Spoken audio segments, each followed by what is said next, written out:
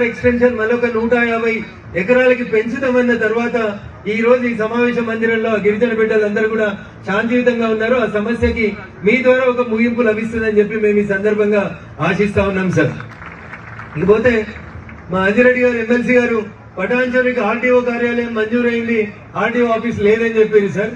అదే రకంగా రామాయంపేట కూడా ఆర్టీఓ ఆఫీస్ మంజూరు చేసిరు సార్. ఎన్నికల కంటే 15 రోజుల ముందు ఆర్టీఓ ఆఫీస్ తీసుకొచ్చి ఒక కిరాయి ఇంట్లో పెట్టిరు సార్. రామాయంపేట కూడా ఒక ఆర్టీఓ కార్యాలయం కొత్త భవనం కావాలి సార్. అదే రకంగా పటాన్చెరు కావాలి సార్. నేను గతంలో మీకు గుర్తుండే ఉంటుంది సార్, నేను దుబ్బాక నుంచి శాసనసభ్యునిగా ప్రాతినిధ్యం వహించిన సార్. 365 రోజులు ఆర్టీఓ కార్యాలయం దుబ్బాకలు కావాలని ఒక లాంగ్ పెండింగ్ డిమాండ్ ఉంది సార్.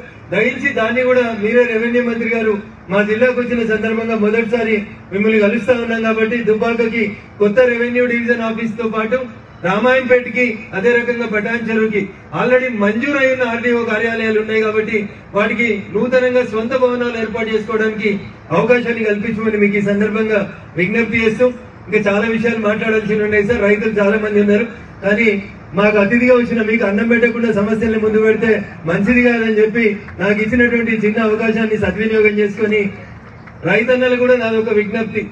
ప్రతి చిన్న విషయానికి కోర్టులకు పోతా ఉన్నాం, వకీళ్ల కేసులు పెరుగుతా ఉన్నాయి, కోర్టులలో పెండెన్సీ పెరుగుతా ఉంది. ఈ దేశంలో సుమారు 5 కోట్ల కేసులు సుప్రీంకోర్టు దాకా పెండింగ్ ఉన్న కేసులు 5 కోట్ల కేసులు పెండింగ్ ఉన్నాయి. చిన్న చిన్న విషయాలకి కోర్టుకు పోయి కోర్టుల మీద బరువు పెంచి వకీల్ సాబులను బతికించే బదులు, అదేందన్నా నువ్వే వకీల్ సాబు అట్లా చెప్తున్నావు అని అనుకోకూడదు దయచేసి. వకీల్ సాబుల్ని బతికించే బదులు కొత్త రెవెన్యూ సదస్సులు, కొత్త చట్టాలు, భూభారతి వచ్చింది కాబట్టి ఒక చిన్న అమెండ్మెంట్ ని రాష్ట్ర ప్రభుత్వం, భారత ప్రభుత్వం తెచ్చినటువంటి అమెండ్మెంట్ ని దీంట్లో చేర్చినందుకు నేను రెవెన్యూ మంత్రి గారిని ఈ సందర్భంగా అభినందిస్తా ఉన్నాను.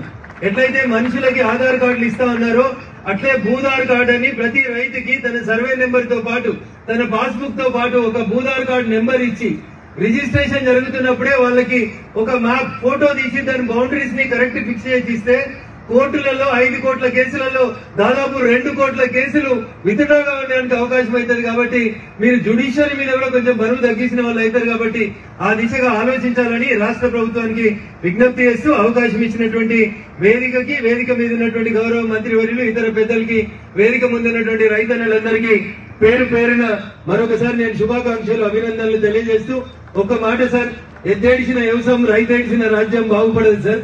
మీ పాలనలో అది జరగకుండా గత 10 ఏళ్లలో ధరణి పేరు మీద రైతుల్ని ఏడ్పించి గోస పెట్టి ఎంట్రీ చేసినటువంటి కార్యక్రమాలన్నింటినీ రెక్టిఫై చేయాలని, పార్టీలకు అతీతంగా రైతన్నని ఆదుకోవాలని ఈ సందర్భంగా నేను మీకు సవినయంగా అప్పీల్ చేస్తూ సెలవు తీసుకుంటాను.